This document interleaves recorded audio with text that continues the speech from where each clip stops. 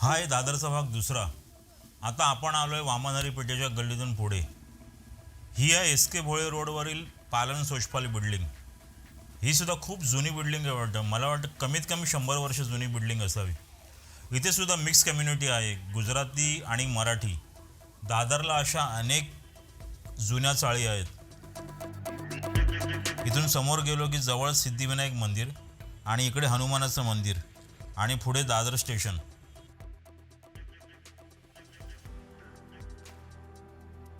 इथे सुद्धा एक गिरगावसारख्या गायी आहेत. नाक्या नाक्यावर इकडे सुद्धा गायी आहेत. खरंच मी कधी कधी विचार करतो, हे अजून 2025मध्ये अजून तरी हे चित्र तसं दिसतंय. पुढे जाऊन काय होईल सांगता येत नाही, पण मला वाटतं हे राहील असंच. प्रत्येक पिढीमध्ये आपण असा विचार करतो की अरे पुढे काय होईल काय होईल, पण आज मागचे 100 वर्षसुद्धा हे होतं आणि ह्याच्या पुढे 100 वर्षसुद्धा असंच राहील असं मला वाटतं. तुम्हाला काय वाटतं नक्की कमेंटमध्ये कळवा. दादरला तुम्ही ना किती वेळाही फिरू शकता. इथून जवळच शिवाजी पार्क आहे. आता बघा, आता आपण आलोय रानडे रोडला. इकडे आपण इकडे आपण उजवीकडे वळालो की स्वामी समर्थांचा मठ आहे. आता आलोय सर्वोदय भुवन. इतकं जुनं बांधकाम आहे. आता बघा, हा इकडे आहे ना नवीन एक टॉवर उभा राहतोय. हे असे उंच उंच टॉवर.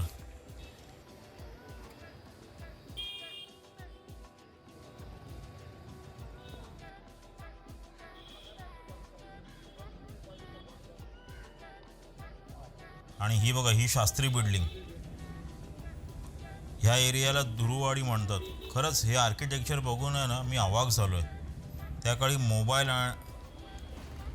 मोबाईल आणि स्पर्धा नसल्यामुळे ना बांधकामात एक कलात्मक दृष्टिकोन होता.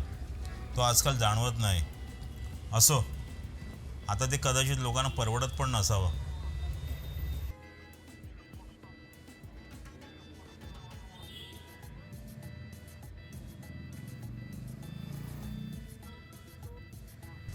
ही बघा, ही बीडीए बिल्डिंग. ही बिल्डिंग तर ना संपूर्ण रिकामी होती. माझ्यामध्ये अंदाजे 100 वर्षाचं जुनं बांधकाम असावं.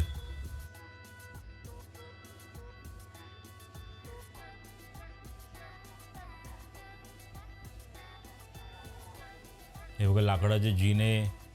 काय पद्धतीचं काम आहे बघा ना. आणि अजून मी इथे बघितलं ना, कॉमन टॉयलेटची अजून पद्धत आहे. आणि आता ना या असे व्हिडिओ बनवायला खूप वेळ पण मिळत नाही. पण अजून मुंबईमध्ये अशा बऱ्याच चाळी अस्तित्वात आहेत. त्यावेळी गाड्यांची पार्किंग ही समस्या नव्हती, पण आता ना सध्या एक मुख्य समस्या मला असं वाटतं जागेवर रिडेव्हलपमेंटमध्ये येते, ती म्हणजे पार्किंगची खूप मेजर समस्या आहे.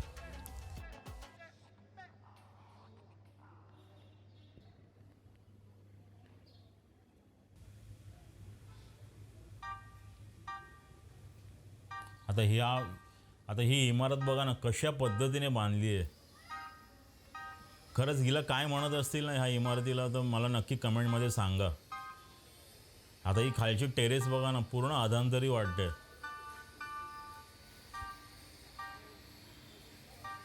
आणि जिकडे बघतोय तिकडे जुन्या चाळी दिसत आहेत आणि इतकं बरं वाटतंय ना बघताना.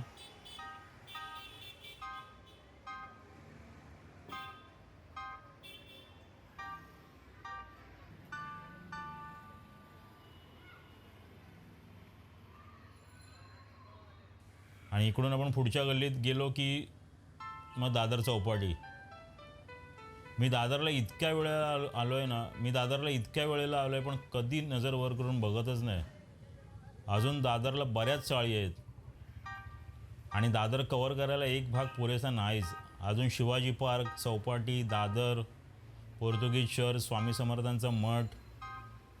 हे इतकं की विचारून सोय नाही. इकडे चहा प्यायलात कधी? सुनंदाचा चहा.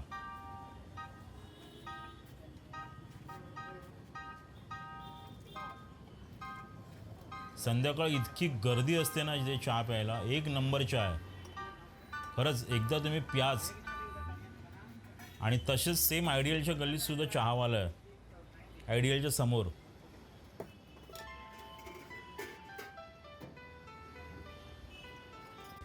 मी दादरला शिवाजी पार्कला आलो ना की आवर्जून ना सुनंदाचा चहा पितो. खूप अप्रतिम असा चहा आहे. कडक चाय दे ना.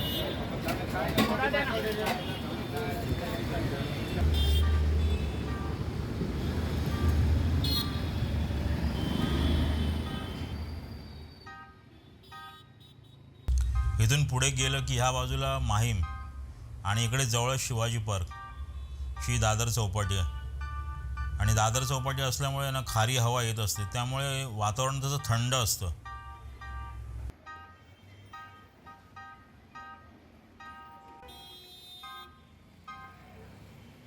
काय मी इतकं सगळं ना शूट करणं तसं नाही जमत, कारण की बघा मी दादरवरून निघालो आहे आणि जे दादरवरून निघालो आहे ते चालत चालत प्रत्येक बिल्डिंगमध्ये जिथे जिथे मला एंट्री मिळेल तिथे शूट करत करत आलो. तर हा व्लॉग बनतो कमीत कमी मला 3 ते 4 तास लागले. आणि व्लॉग अर्ध्या तासात संपवायचा असतो, कारण की मोठा व्लॉग कोणी बघत नाही.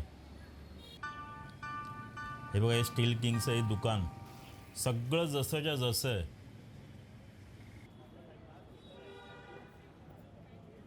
हे फेमस प्रकाश हॉटेल हे आधी समोरच्या रोडला होतं, आता ते रिडेव्हलपमेंटमुळे ह्या बाजूला आलं. मी विचारलं पण मालकांना किती वर्ष लागतील, ते म्हणाले अजून 4-5 वर्ष तर नक्कीच. इकडे सुद्धा मिसळ एक नंबर मिळते.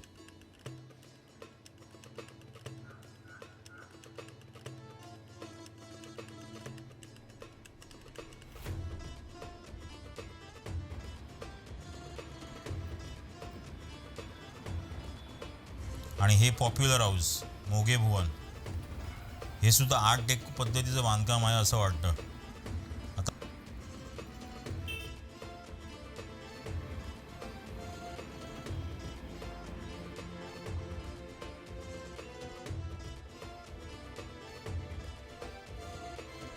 हा आहे कित्ते भंडारी सभागृह. हा मला वाटतं लग्नाचा हॉल आहे, पण बाहेरून बघितल्यावर कळत नाही.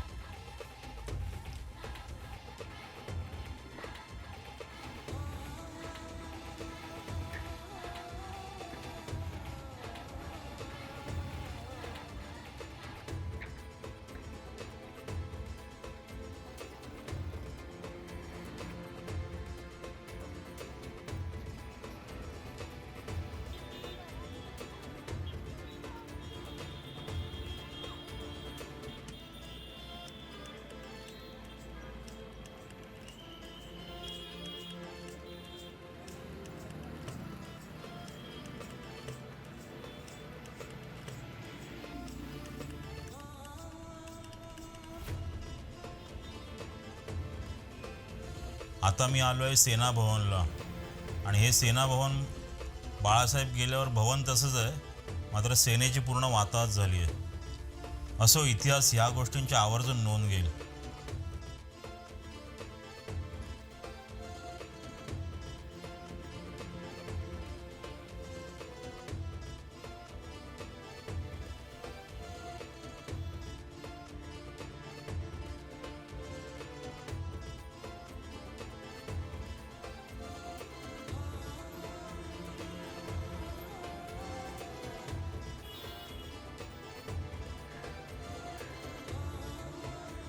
त्यावेळचं हे लाकूड काम, ही जिने आताच्या जमान्यात फक्त तुम्हाला दादर आणि मुंबईत पाहायला मिळतील.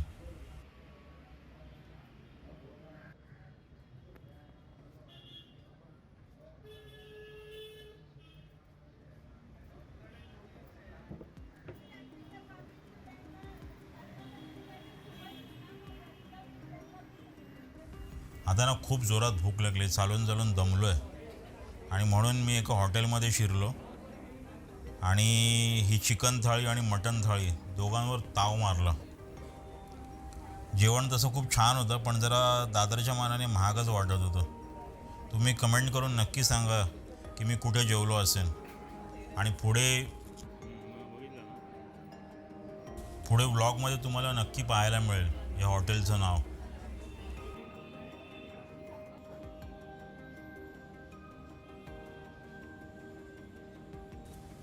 आता या दादरच्या चाळ बघितली ना की एक आपलेपणा वाटतो. आणि चाळ आणि आठवण, चाळ आणि शेजार धर्म, ह्या चाळींचा काळ परत येईल का?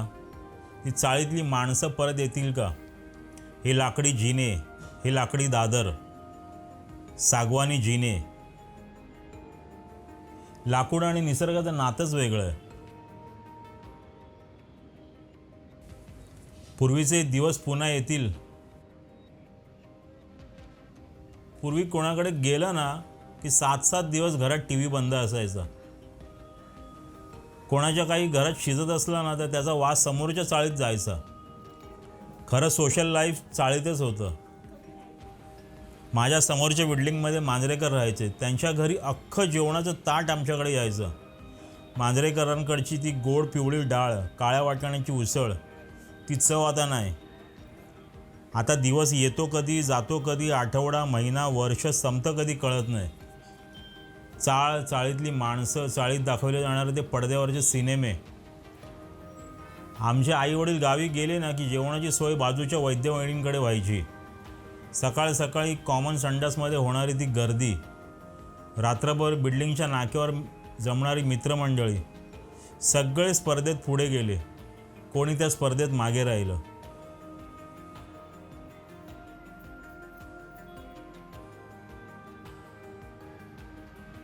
कोणाकडे ना काही घरात चाळीमध्ये काही शिजत असलं, काही होऊ देत, चिकन, मटण, एक डिश तुमच्या घरी नक्की येणार, हे फिक्स असायचं.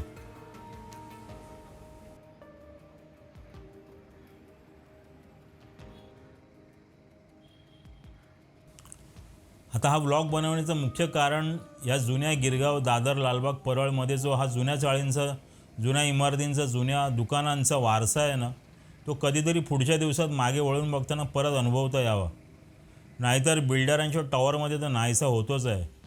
ती जुनी माणसं, जुन्या चाळी, जुनं फर्निचर, तो आपलेपणा, तो एकमेकांच्या घरून येणारा चिकन मटणाच्या डिश, सकाळी सकाळी सायकलवर येणारा तो कडक पाववाला आणि तो स्टीलच्या पेल्यातला गरमागरम चहा आणि कडक पाव. चहा आणि कडक पावाची मजा वेगळीच. दादर तसं एका भागात कव्हर होणं अशक्यच आहे. आता प्रायव्हसीच्या नावाखाली 2, 3, 4 BHK. त्यावेळी चाळीत 10 बाय 10ची खोली असायची. आमच्या आजीने तर 1.5 बाय 2 फुटाच्या ओट्यावर अख्खं आयुष्य काढलं. आणि आता फक्त 10 बाय 10 फुटाचे ग्रेनाईटचे ओटेच असतात. तरी जेवण झोमॅटोवरूनच येतं. अजून चाळीची संस्कृती शाबूत आहे. अजून ती मदत करण्याची ओढ, त्यावेळी 2 चाळींच्या मध्ये खेळलेलं क्रिकेट, आणि आता तिकडे फक्त 4 व्हीलरची पार्किंग आणि 2 व्हीलरची पार्किंग. आता फक्त त्या आठवणी आणि त्या भूतकाळातच रमायचं. आता ही खांडके बिल्डिंग, ही पण 100 वर्ष जुनी आहे. आणि हा बघा, आता आपण आलो आहे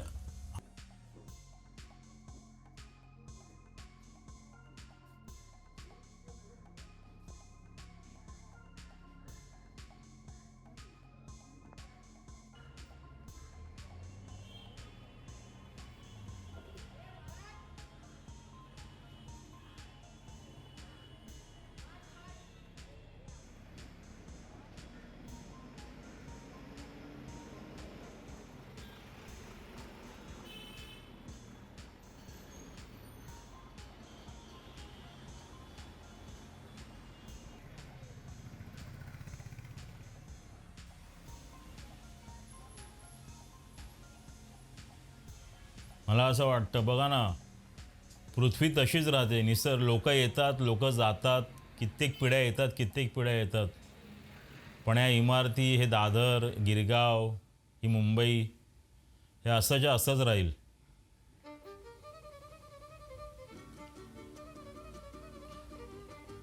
आणि आता अजून लोक जपतात सुद्धा हे सगळं.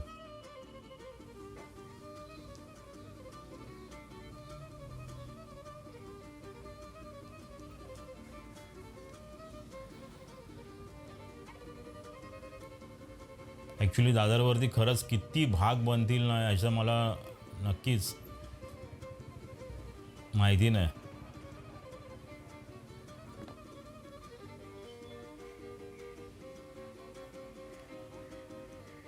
काही काही ठिकाणी पूर्ण रिडेव्हलपमेंटचं काम चालू आहे. आणि आणि काही काही ठिकाणी अजूनपर्यंत त्या जुन्या बिल्डिंगी अशाच्या तशाच उभ्या आहेत. आता बघा ना, ह्याच्या समोरच एक मोठाच्या मोठा टॉवर उभा आहे. ही शास्त्री बिल्डिंग.